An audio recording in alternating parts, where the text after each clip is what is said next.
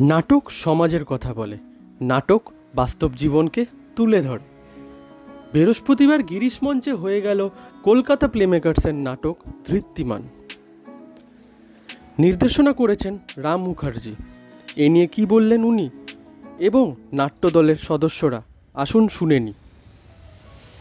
ধৃতিমান নাটকটা কি আপনাদের প্রথম শো হলো? না, এটা সেকেন্ড শো। তো কি বলতে চাইবেন আমাদের দর্শকদের? নাটকেই রয়েছে, মুখে বলার কিছু নেই। না, যেই সব দর্শকেরা আজকে মিস করে গেল তাদেরকে কি বলতে চাইবেন?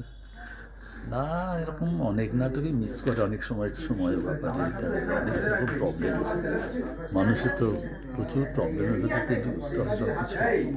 আমাদেরও সব কিছুর ভিত্তিতে নাটক তৈরি যাচ্ছি। সেটা আমাদের এখনও এটা রয়েছে বলে হয়।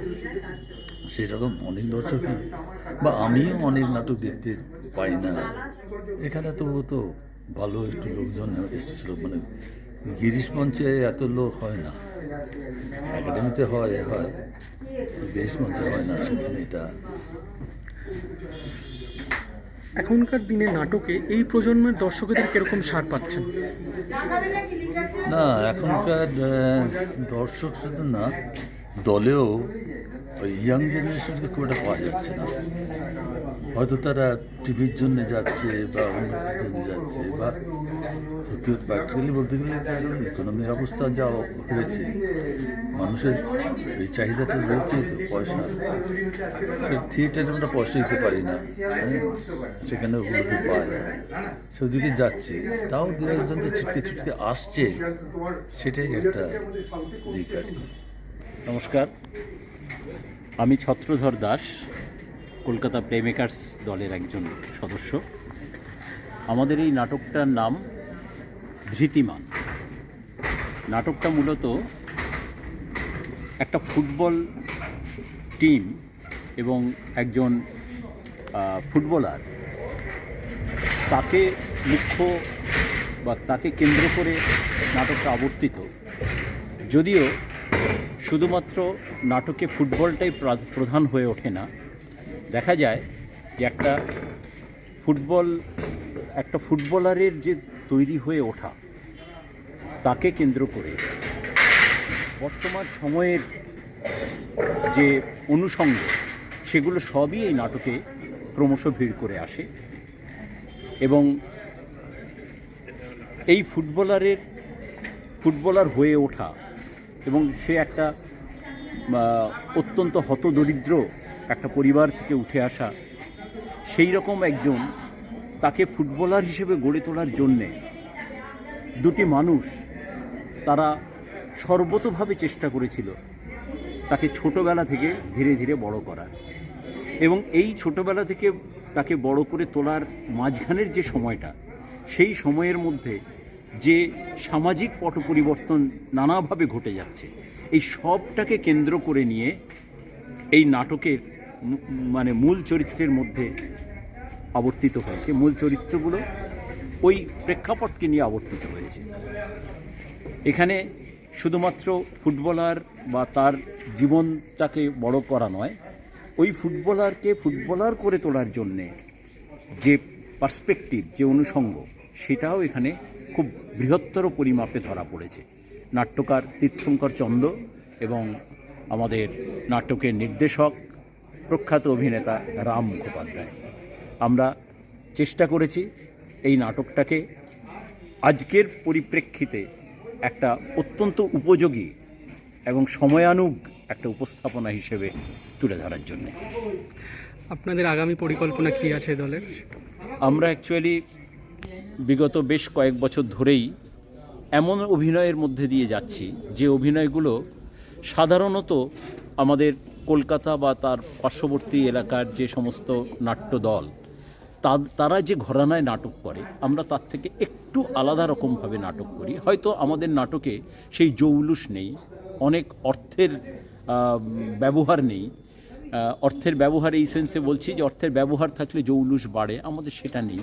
কিন্তু আমরা মূলত অভিনয় নির্ভর নাটক, এবং সেই নাটক করি যে নাটক সমাজকে একটা চেনার জন্যে, সমাজকে পথ দেখাবার জন্যে খুব উপযুক্ত হয়ে ওঠে। আমরা সেই ধরনের নাটক করায় চেষ্টা করি। আর প্রত্যেক বছর আমরা বিভিন্ন স্কুলের ছোটদেরকে নিয়ে ওয়ার্কশপ করাই, আমাদের নানা রকমের সেমিনার হয়, আমরা নাটক নিয়ে ধারাবাহিকভাবে কাজ করি এবং আমরা প্রতি বছর একটা করে নাটকের ওপর আমাদের দলের কর্মসূচি কার্যক্রম এবং নাটকের ওপর বিভিন্ন সংবাদ রচনা নিয়ে একটা বই প্রকাশ করি, যেটার নাম সৃজন নাট্যপত্র। ইতিমধ্যে 4 বছর আমরা 4টে প্রকাশ করেছি এবং এবছর আরেকটা প্রকাশের জন্যে যন্ত্রস্থ আছে, খুব শিগগিরই সেটাও প্রকাশ পাবে। এই মোটামুটি যারা এই ভিডিও দেখবেন তাদের কাছে অনুরোধ, আমাদের নাটক দেখতে আসুন। একটু অন্যরকম নাটক, সচরাচর আপনারা কলকাতার মঞ্চগুলোতে যে নাটক দেখে থাকেন হয়তো সেই নাটক নয়, একটু অন্যরকম কিন্তু সমাজ সচেতন নাটক। এই নাটকের মধ্যে দিয়ে আমরা সমাজকে কিছু বলতে চেয়েছি। কি বলতে চেয়েছি আপনারা আসুন, দেখুন, উপভোগ করুন। আমার মনে হয় নাটক আপনাদেরকে হতাশ করবে না। এই নাটকের পরবর্তী শোর কিছু ভাবনা রেখেছেন? পরবর্তী শো আসলে এটা নির্ভর করে আমাদের স্টেজের ডেট পাওয়া নিয়ে। কলকাতার বিভিন্ন মঞ্চে আমরা অ্যাপ্লাই করি, প্রত্যেক মাসেই অ্যাপ্লাই করি, কিন্তু এক্ষুনি আমাদের হাতে কোনো ডেট নেই। হয়তো আগামী জুলাই মাস নাগাদ আবার ডেট আসতে পারে। সোশ্যাল মিডিয়ায় উঠছে যে নাটককে ওটিটির মধ্যে প্লেস করে দেওয়ার জন্য একটা কথা উঠছে, তো এই নিয়ে আপনার কি মতামত? না, প্রথম কথা হচ্ছে যে নাটক তো এমন একটা মাধ্যম যেখানে দর্শক এবং অভিনেতাদের মধ্যে সরাসরি রিয়েল টাইম একটা হয়। নাটকের ইউএসপি বা নাটকের জোরটা সেখানে। তবে ওটিটি প্ল্যাটফর্মে যদি থাকে তবে আমি বলবো তার আর্কাইভাল ভ্যালু থাকতে পারে। অর্থাৎ একটা নাটক আজকে শেষ হয়ে গেল, হয়তো 50টা বা 100টা শো করার পর শেষ হয়ে গেল, সেই নাটকটা আজ থেকে 5 বছর, 10 বছর, 20 বছর, 50 বছর বাদে মানুষ ওটিটি প্ল্যাটফর্মে থেকে বুঝতে পারবে যে নাটকটা কীরকম ছিল সেই সময়কার, সেই ভ্যালুটা আছে। এছাড়া নাটক দর্শকের সামনে উপনীত হওয়া উচিত। আপনার নাম? আমার নাম শুভ গুপ্ত ভায়া। আসলে বর্তমান সময়টা খুব খারাপ যাচ্ছে, তো এইরকম একটা সময়ে আমরা চেষ্টা করেছি যে সমসাময়িক কথা বলার, এই কথা বলার নাটকগুলোই কমে যাচ্ছে। আজকের দিনে এই ধরনের নাটক বোধহয় বেশি বেশি হওয়া দরকার। ঠিক আছে, যেখানে মানুষের কথার সঙ্গে আজকের এই নাটকের কথাগুলো প্রায় মিলেমিশে একাকার হয়ে যাচ্ছে বর্তমান প্রেক্ষাপটে। হয়তো খেলার একটা প্রেক্ষাপট আছে, কিন্তু খেলার প্রেক্ষাপটের মাধ্যমেও এই নাটকে মূলত রাজনৈতিক কথাবার্তাও অনেক প্রকট। তা আজকের দিনে আমরা চেষ্টা করেছি, মানুষের কতটা ভালো লেগেছে মানুষজন বলবে, দর্শকরা বলবে, কিন্তু আমাদের মনে হচ্ছে যে এই ধরনের নাটক আরও বেশি বেশি করে হওয়া উচিত। আপনারাও বলবেন এবং আমরা আশা করব এই চ্যানেলে, আপনাদের এই নিউজ পোর্টালের মাধ্যমে যাতে দর্শক দেখেন, আগামী শোগুলোতে এই ধরনের নাটকগুলোতে আসেন, তাহলে আমরা খুশি হব এবং বর্তমান সময়ের প্রেক্ষাপটে মানুষকে এই নাটকগুলো আরও বেশি ভাবাবে। এটাই আমাদের।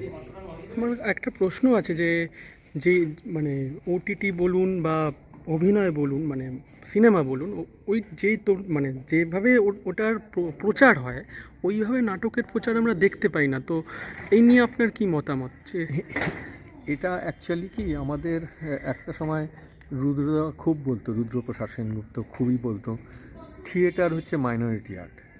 ঠিক আছে, তা আমরা এটা মনে প্রাণেই বিশ্বাস করি যে মাইনরিটি আর্ট, তো এই মাইনরিটি আর্টকে কীভাবে আরও প্রচারের মাধ্যমে নিয়ে আসা যায়, এটা দর্শকদের যেরকম সাহায্য দরকার, বর্তমান সময়ে এই ছোট ছোট নিউজ পোর্টাল, আপনাদের যে নিউজ পোর্টালগুলো আছে, এদের দায়িত্ব আরও বেশি।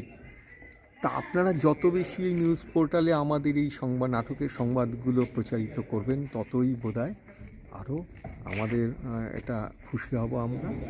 ঠিক আছে, এটাই বলার। আপনারা বেশি বেশি করে প্রচার করুন, তাহলে নাটকের প্রচার হবে, প্রসার হবে। আপনার নাম? শেখর সরকার, আমি কলকাতা ফিল্ম মেকার্সের সম্পাদক। সবাইকে ধন্যবাদ। সাবলীল অভিনয়, এ নিয়ে কি বলছেন দর্শকেরা? আসুন শুনে নিই। ভালো লেগেছে আমার। আশা রাখছি যে এটা আমরা প্রত্যেকবারই আসি, তো এই নিয়ে দুবার আমি খুবই ভালো, মানে এটা মানে বিশেষ করে আপনাদের অ্যাক্টিংটা খুবই ভালো লাগে, আর গল্পের ইতেও ছিল ভালো। কি বলতে চাইবেন, এরকম একটা সমাজকে বার্তা দিচ্ছে নাটক? এরকম আরও এই প্রেক্ষাপটে হওয়া উচিত এরকম নাটক। কেমন লাগলো নাটকটা? খুব সুন্দর, অভিনয় নিয়ে কি বলবেন? যেটা খুব বাস্তব। ক্ষমতাবান যাদের অনেক আছে তারা তাদের প্রতিপত্তি খাটিয়ে জিতেছে অনেক দূর, কিন্তু প্রকৃত অর্থে যদি গুণের সান্নিধ্যে না থাকে এগোতে পারে না, সেটাই আজকে প্রমাণ হলো। ধন্যবাদ। খুব ভালো, মানে একদম বাস্তবের উপরে দাঁড় করিয়ে এই নাটকটা রচিত হয়েছে।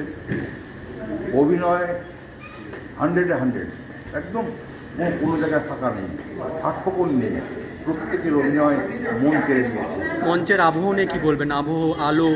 আবো ডেফিনেটলি, ওটা তো অবশ্যই, কিন্তু সবার আগে অভিনয়টাকে আমি প্রায়োরিটি দিচ্ছি। ডেফিনেটলি আমি কোনো মানে কথা হবে না, আমার কথা কোনো কথাই হবে না। এবং আমি বলবো যারা এখনও দেখেনি, আগামী দিন কবে কোথায় শো আছে খোঁজ নিয়ে দেখে। আমি তো আমার সোশ্যাল মিডিয়ায় আমি তো লিখবো, আমি সোশ্যাল মিডিয়ায় সবসময় আমি খুব থাকি, তা আমি জানাবো ওই সোশ্যাল মিডিয়াতে যে যারা এখন দেখে তারা দেখুক একটু এর মধ্যে কী আছে, কী রসবোধ আছে। ব্যুরো রিপোর্ট, নিউজ টেল বাংলা।